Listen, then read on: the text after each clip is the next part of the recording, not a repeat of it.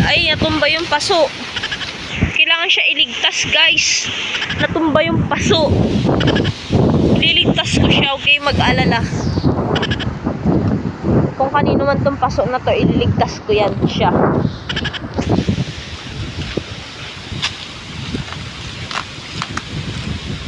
Oh my God, darling.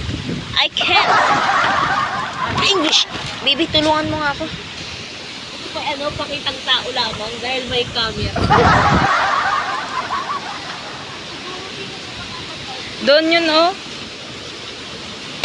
May pakitang tao lang dahil may video. Ayaw, di ba?